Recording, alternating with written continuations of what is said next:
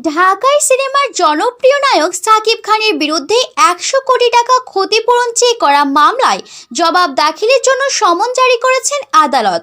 মঙ্গলবার ঢাকার প্রথম যুগ্ম জেলা জজ আদালতের সেরেস্তাদার শরীফুল ইসলাম বিষয়টি নিশ্চিত করেছেন। গত ৩০ এপ্রিল বেলা 11:30টার দিকে ঢাকার ফার্স্ট জয়েন্ট ডিস্ট্রিক্ট জজ আদালতে এই মামলা করেন অস্ট্রেলিয়া প্রবাসী প্রযোজক রহমতুল্লাহ। এরও আগে গত ১৩ এপ্রিল মানহানির অভিযোগে সাকিবের বিরুদ্ধে আরেকটি মামলা করেন রহমতুল্লাহ। অপারেশন অগ্নিপথ সিনেমাটি পরিচালনা করেছেন আশিকুর রহমান। ৫ বছর আগে শুটিং শুরু হলেও সিনেমাটির কাজ এখনও শেষ হয়নি।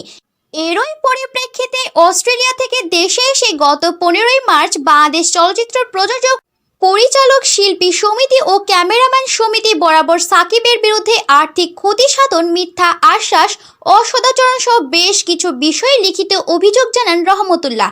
এই ঘটনার পর গত ২৩ মার্চ ঢাকার মুখ্য মহানগর হাকিম আদালতে রহমতুল্লাহর বিরুদ্ধে চাঁদা দাবি ও হত্যার হুমকি দেওয়ার অভিযোগে মামলা করেন সাকিব খান।